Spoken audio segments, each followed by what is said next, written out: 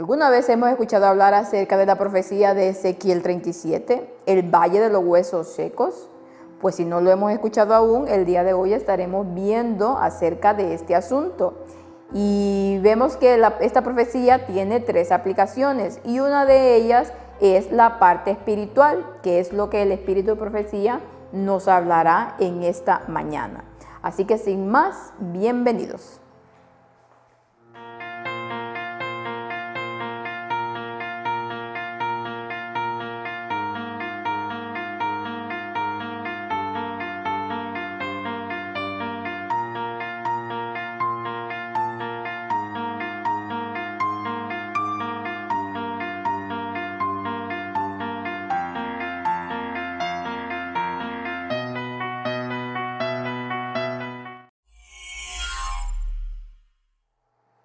Padre nuestro, Señor, que está en el cielo, sea santificado su nombre. Rogamos, Señor, la dirección de su Espíritu Santo en esta mañana para que nos ayude, para que este tema pueda quedar claro, Señor, y para que podamos dar la aplicación que usted quiere que entendamos. Quédese con su pueblo, con aquellas personas que tanto lo están necesitando. Guárdenos cada día, Señor, y ayúdenos a ser instrumentos para poder seguir dando este mensaje a un mundo, Señor, que está pereciendo en la oscuridad. Quédese con nosotros. Todo esto lo rogamos en el bendito nombre de su Hijo amado, Cristo Jesús, con el perdón de nuestros pecados. Amén. Ezequiel tiene una serie de profecías que eran aplicadas para el tiempo del pueblo de Israel y que también tienen una doble aplicación para el tiempo del fin. Pero esta profecía acerca del Valle de los Huesos Secos, no la vamos a leer toda hoy, todo el escrito de Ezequiel. Recomiendo que aquellas personas que van a seguir, que están viendo esta matutina, pues puedan leer Ezequiel 37, la parte que habla acerca de esto, para que se pueda entender mejor los que aún no lo han hecho. Yo no lo voy a hacer toda por el tiempo, pero sí vamos a leer 2 versículos, que es lo que vamos a empezar ahora. La mano de Jehová, dice, vino sobre mí y me llevó en el espíritu de Jehová y me puso en medio de un valle que estaba lleno de huesos. Y el versículo 9 nos dice, y me dijo, profetiza al espíritu, profetiza, hijo de hombre, y di al espíritu, así ha dicho Jehová el Señor, espíritu, ven de los 4 vientos y sopla sobre estos muertos y vivirán. El profeta Ezequiel aquí estaba viendo en visión, en un valle, dice, que estaba lleno de huesos. Era un valle donde había un montón de personas muertas, de huesos, pero en realidad obviamente eran huesos de personas. Era como un campo de batalla, eran como un ejército, porque bueno, luego ya vemos que en el mismo capítulo se menciona que luego se levantan como un gran ejército. Y habla que todos estaban secos, que estaban sin vida absolutamente. Bueno, estaban en los huesos, no tenían ni carne ni nada, estaban muertos. Y luego el Señor va avanzando va avanzando el capítulo y nos va hablando cómo el Señor primero le dice que pondrá que carne, tendones, todo en esos huesos para que vuelvan a tener vida. Pero también, ¿qué necesitan? Que es lo que vimos en estas matutinas, que un alma, ¿cómo se componía? De cuerpo y del Espíritu del Señor. O sea, el Señor soplaba el hálito de vida para que volvieran a ser un alma completa, un alma viviente. Pues esta profecía estaba viendo que estaban en huesos. El Señor les dice que crezcan tendones y que haya carne otra vez en ellos, pero que faltaba también que volvieran a tener vida. ¿Y eso cómo lo hacía? Pues el mismo Señor le dice que profetizara y hablaba que viniera el Espíritu y soplaba sobre esos muertos, y así era como obtenía vida. Bueno, como decimos, tiene varias aplicaciones. Una de ellas es la que está hablando aquí cuando leemos la profecía, que el pueblo de Israel estaba muerto en sus delitos, en sus pecados, y por lo tanto que había ido a cautiverio. Y entonces estaban clamando que ellos querían volver a su tierra y querían volver a ser otra vez ese pueblo del Señor. Y entonces una de esas aplicaciones era para el mismo pueblo de Israel. Pero también tenemos otra aplicación que es la espiritual, que es la que estaremos viendo el día de hoy, ¿para quiénes? Para la iglesia, para el pueblo de Dios. Y es lo que el Espíritu de Profecía nos habla en este escrito. Y la tercera aplicación de esta profecía que nos hablan los pioneros es para el tiempo del fin, es la resurrección de los justos, porque luego cuando empezamos a terminar de leer esta profecía, esos versículos nos habla de que el Señor dice que salgan de sus tumbas y vuelvan a tener vida y hereden la tierra de Israel. Y en el comentario bíblico adventista, como algunos escritos de los pioneros, pues también aplican esta profecía para ese momento cuando Cristo viene y hay esa resurrección de los justos.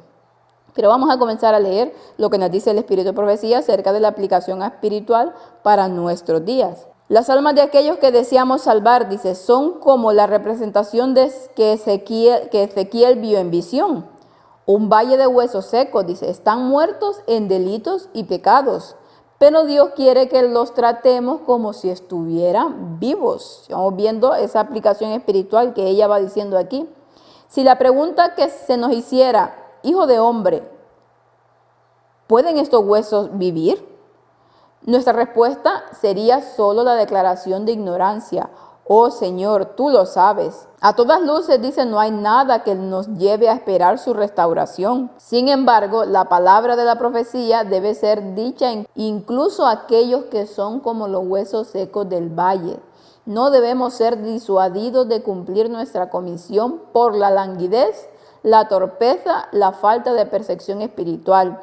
En aquellos sobre los que la palabra de Dios es llevada a cabo, dice. Debemos predicar la palabra de la vida a aquellos quienes juzgamos tan desesperadamente como si estuvieran en sus tumbas. Aunque parezcan, dice, no querer oír o recibir la luz de la verdad, sin cuestionar o vacilar, debemos hacer nuestra parte. Debemos repetirles el mensaje: despierta tú que duermes y levántate de la muerte y Cristo te dará la luz. ¿Qué nos está diciendo aquí el Espíritu de Profecía?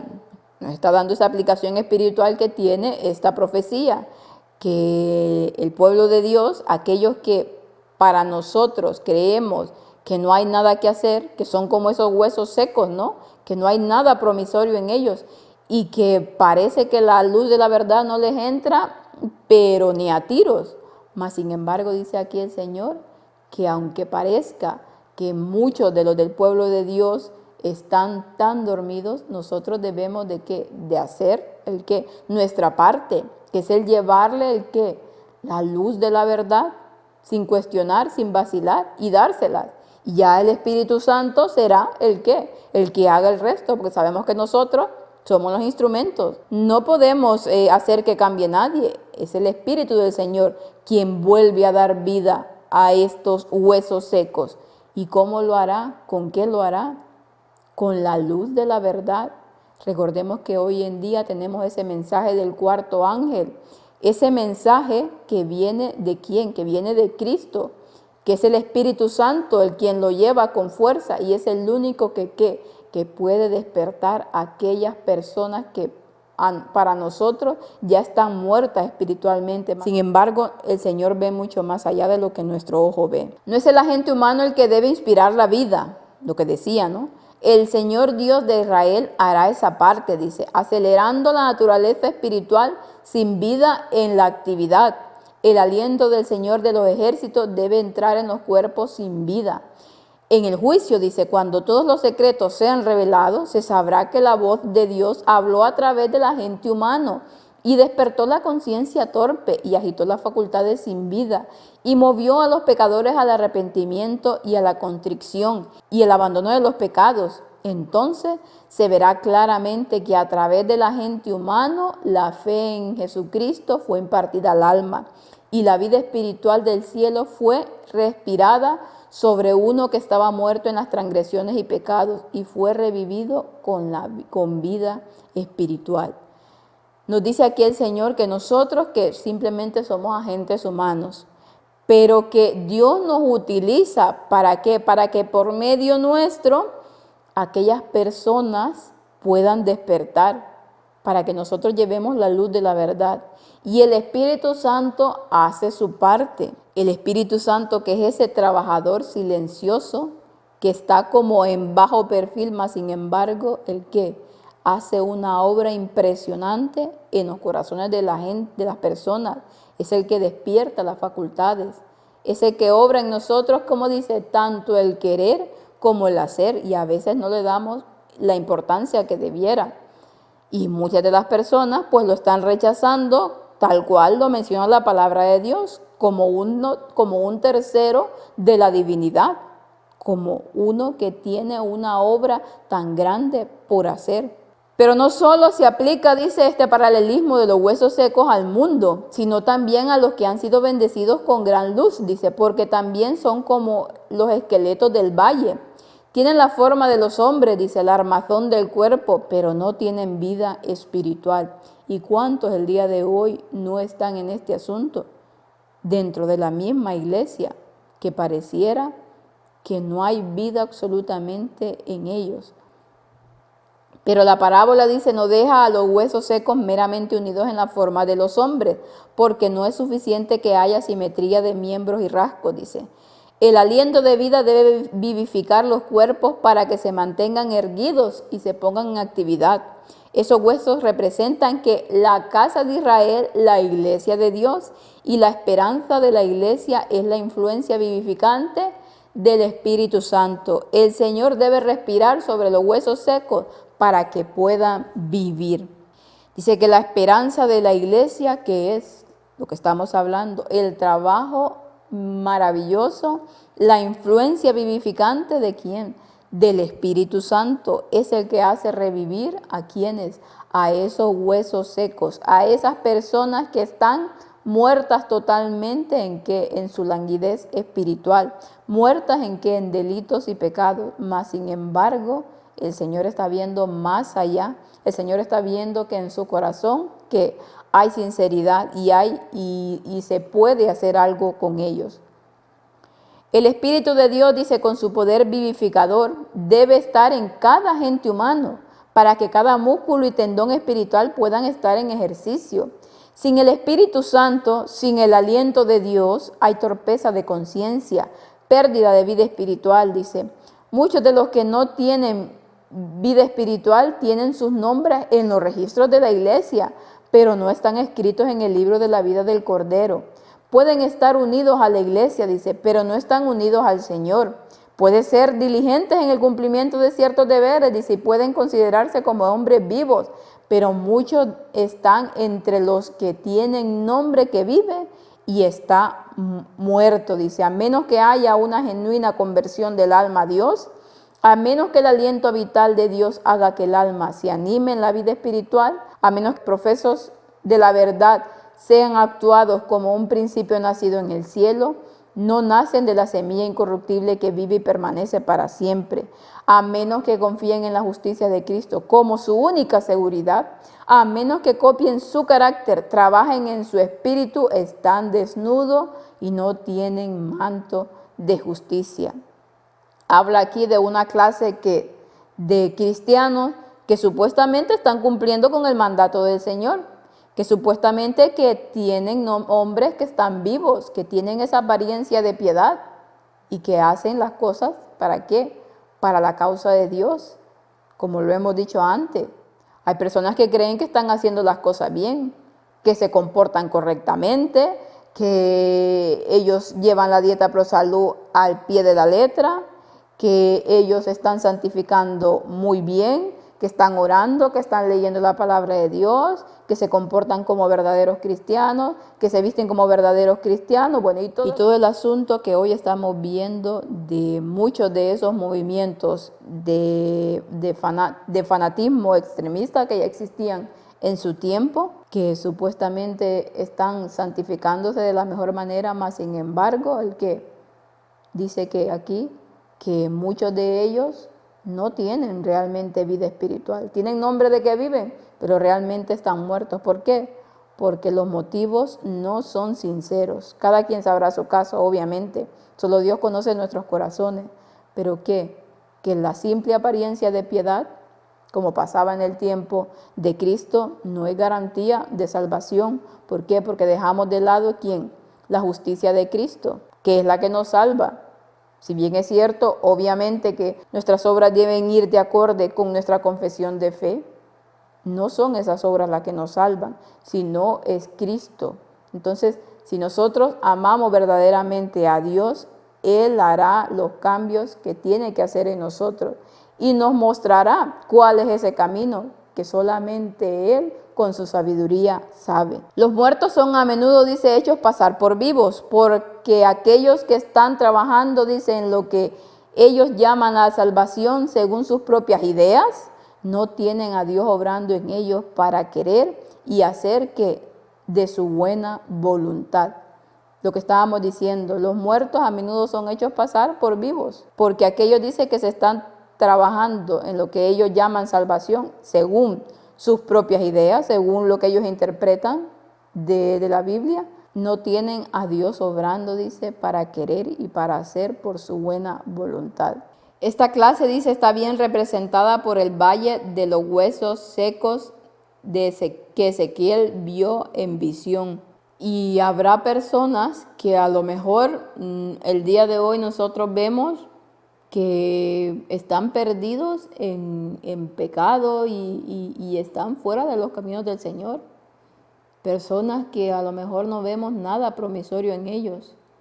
Mas, sin embargo, esas personas que nosotros estamos descartando del reino de Dios porque las vemos que realmente no hay futuro en ellos, porque las vemos que andan totalmente descarriados, pues a lo mejor serán las que ocuparán el lugar de aquellos que se dicen cristianos, de aquellos que ante el mundo tienen una apariencia total de piedad, pero su corazón realmente está lejos de Dios, tal y como pasó en la época de Jesús.